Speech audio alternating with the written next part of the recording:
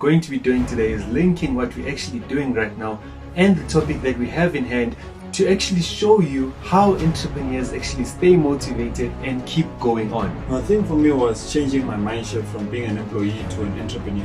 What I always say is that stay committed to what you're actually doing. For me, the main principle that has been keeping us going is consistency. That's it. Hey there. Hello everybody, you are tuned into Normal. My name is Nell. And my name is Lebu. Yesterday we actually did a live on Instagram to actually take out the good news about what No Wealth will actually be doing. Yeah man, this year we did talk about total market domination. So what has been happening, we're like, Lebu, how can we actually push workshops throughout South Africa? Is that even possible, man? Most definitely. So now what we're going to be doing today is linking what we're actually doing right now and the topic that we have in hand to actually show you how entrepreneurs actually stay motivated and keep going on. So now, this is what I want to know from you as an entrepreneur, right? What actually keeps you motivated from what you're actually doing right now? Man, it's quite easy to answer that. Is that I'm obsessed with property investing. I remember in one of the interviews, we were like, I'm obsessed with property. Hence, I don't need property investing. Hence, I don't need a clock to wake me up in the morning. Hence, I actually have to be forced to go sleep at night because I'm obsessed with this thing. I love this thing. It's within me. You look at YouTube, it's all about property investing. You even have a meeting with us. You can see property investing enthusiasm coming out from the pores. So it goes without saying. And how about you? For me, it's setting those chunky goals, right? So now we have actually hosted an event at Bryanston Country Club, which was the first one, right? So now we'll actually be hosting another one at the Waterkloof Golf Club, right? So now for me, that's what actually keeps me going, setting chunky goals that actually pull me towards the goal that I'm actually going for. So now if I'm not actually setting goals and I don't have something to look forward to, that's when I become relaxed that, man, we'll see what's gonna happen. I'll be lazy, I'll be like, have all the time in the world. But now once I have set goals, once I have actually made my calendar full, right, I already know what I should be doing. So now for me, the why and having those chunky goals, put them together, man, that's what's actually keeping me going right now as an entrepreneur. So now for someone that's sitting at home and is like, you know what, I'm an entrepreneur, but I don't know how to actually go about it. I mean, at first we all don't know what we're actually going to be doing. I mean, even with us, we don't know what next year has for us. But now we always keep on setting these chunky goals that we can actually go forward to. What I always say is that stay committed to what you're actually doing. So now once you are committed to what you're doing, that actually drives you to go through to the next deal that you're actually looking at. So now tell me that, what was your biggest challenge as an entrepreneur? Like, what was that thing that actually hit you in the face that, you know what, maybe I shouldn't be doing entrepreneurship? Was that ever a thing? I think for me was changing my mindset from being an employee to an entrepreneur. Because now you need to understand something, especially when you are an employee, there are systems that are already set. You have targets that are already set.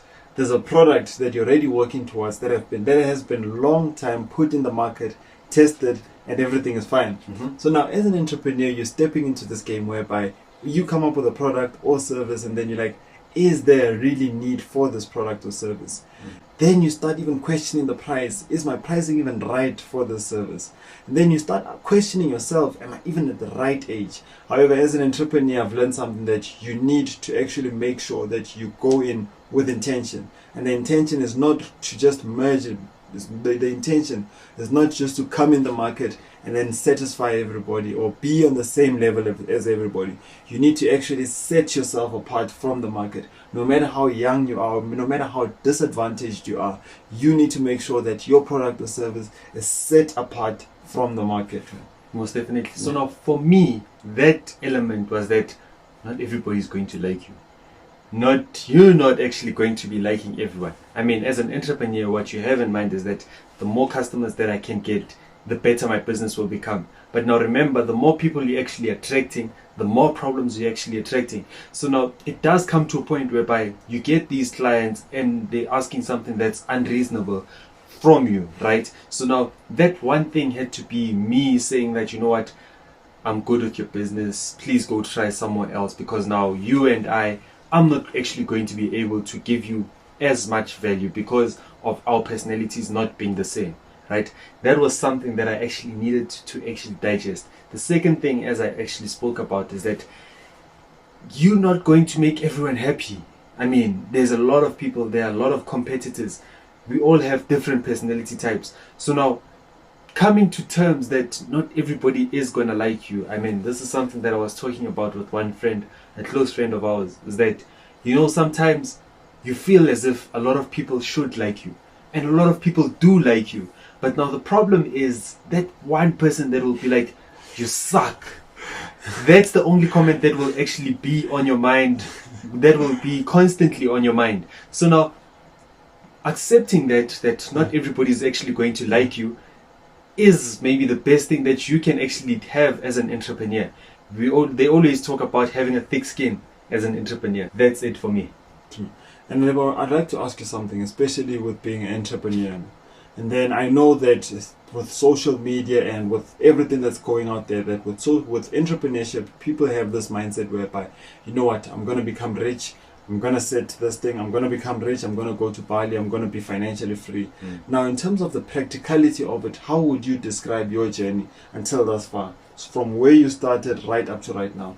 That's a good question. So now, every time I remember going into entrepreneurship, the dream was that you have your own time, you get to do whatever you want to do at your own time. Yeah. But reality is, you're actually going to be working more than someone that actually works at a 9 to 5. Because what they're looking at is that I'm working from 9 o'clock until 5 o'clock, and then I'm done. I have breaks in between, right? But now, as an entrepreneur, I know if my clients are actually going to book out the whole day, I need to be there for my clients for the whole day. When you're looking at, do you really own your time in that manner? I mean, if your business is growing, technically speaking, you don't really own your time. Your time is actually going to be devoted to your clients. So now, that aspect of knowing that financially, yes, you might actually be the one that is going to be the decision maker. You might know that, okay, you are actually going to be collecting the money when you do get clients, and having those particular things, they do actually give you that thing that, you know what, I want to move on. But now, the time element, especially when you're starting your business, the time element that you do not actually have. And I mean, family sometimes doesn't actually understand that as an entrepreneur, you don't have day offs. And they might say that, you know what, I see you at home, so come through and do something. Or they might say, I don't really understand what you're doing, because you're in and out all day, but you're not bringing any money home. So now those are the things that I had to actually come to terms with and actually accept. Then my actually journey became easier. Okay. Last question from me, Lebo. You know, with entrepreneurship is that you are starting your product or your brand from ground up. Then you find that there's already big names within the game. Now, how does one overcome questions of doubt, especially, whereby maybe I'm playing in a big boys field and I can feel the tension and I can feel how massive this environment or ecosystem is. Now, how do I, as an entrepreneurship, gain that strength, even through maybe there might be self-doubt? What keeps me going when I'm in that position? For me, it's that everybody has their own person. So what does that mean? If Neo is the big guy within the industry and no one wants to actually compete against him, that actually gives the clients limited number of choices to actually get Neo's services, right? But now once I step into the market, I might also get people that are actually attracted by me, or people that might get motivated by what I am actually doing. So now I can also get my market share in that way. And that also keeps Neo on his toes that, you know what, this guy is actually coming. So I need to actually create systems that are actually stronger than what we have right now. So now that doubt or that fear that actually comes through, it is going to be there. I mean, someone might be lying that I'm about to start something and going against the biggest company in the world. I'm not scared about that. Man, let's be real, man.